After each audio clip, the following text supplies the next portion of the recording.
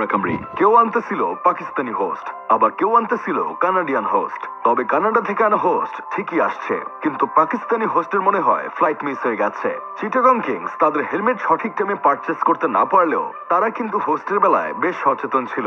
তারা সঠিক সময়ে ঠিকই কানাডিয়ান হোস্ট ইয়াসা সাগরকে নিয়ে আসছে।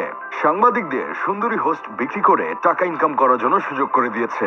অন্যদিকে শাকিব খানের ঢাকা ক্যাপিটালস এর কথা একবার চিন্তা করে দেখেন, তা সবকিছু ঠিকঠাক, বাসরা বুসরা বোলার আছে দলে, ঐতিহাসিক হারে রেকর্ড করা কোচ আছে দলে, একটা সুন্দর কোটি টাকা দামের থিম সং আছে, শুধু একটা হোস্টই নিয়ে আসতে পারে নাই। অথচ বিনোদন প্রিমিয়ার লিগের খেলা শুরু হওয়ার আগে কতটা হাইপ তুলে মানুষ বলতেছিল এবার পাকিস্তান থেকে দূরে ফিশানকে হোস্ট হিসেবে আনতেছে ঢাকা ক্যাপিটালস।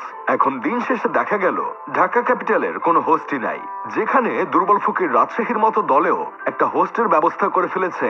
যারা ক্রিকেটারের বেতন দিতে গিয়ে হিমশিম খায়, যে দলের প্লেয়াররা ম্যাচের আগে প্র্যাকটিস বয়কট করে, সেই দলেরও একটা হোস্ট আছে। অথচ শাকিব খান তার দলের জন্য কোনো হোস্টের ব্যবস্থাই করতে পারে নাই। এটা কিছু হইল ভাই? এভাবে মানুষকে আশা না দিলেও পারতো। এসব দেখে আমার বন্ধু কেরামত বলতেছে, দূরে ফিশানে যেহেতু ফ্লাইট মিস হয়ে গেছে, সেহেতু ঢাকা কিছুদিনের জন্য অপু কিংবা বুবলিকে হোস্ট হিসেবে নিয়ে আসতে পারতো। অপু বিশ্বাস হোস্ট হলে ভালোই হতো।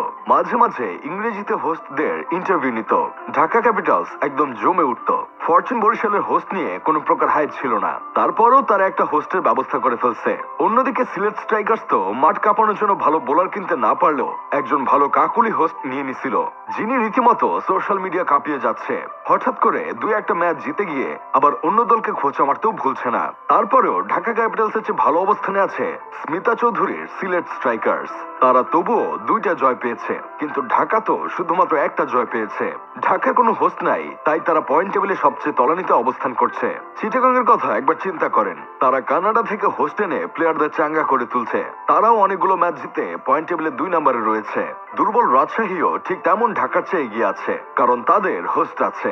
আজ যদি সাকিব ঢাকার থিম সং এর দিকে নজর না দিয়ে দূরে ফিশানকে হোস্ট বানানোর দিকে বেশি নজর দিত, তাহলে আমার বিশ্বাস তাদের অবস্থা এমন হতো না। তখন আমাদের গদা সুজনের মাথায় বুদ্ধি গিজ গিজ করতো, এভাবে ম্যাচ হারতো না। কিন্তু দুঃখের বিষয়, তারা আসল দিকে নজর দিতে ভুলে গেছে। আশা করি সাকিব খান পরের বার আর এমন ভুল করবে না। এবারের বিপিএল এ অন্য কিছু নিয়ে উন্নয়ন না হলেও হোস্টের দিকে একটু উন্নয়ন হয়েছে।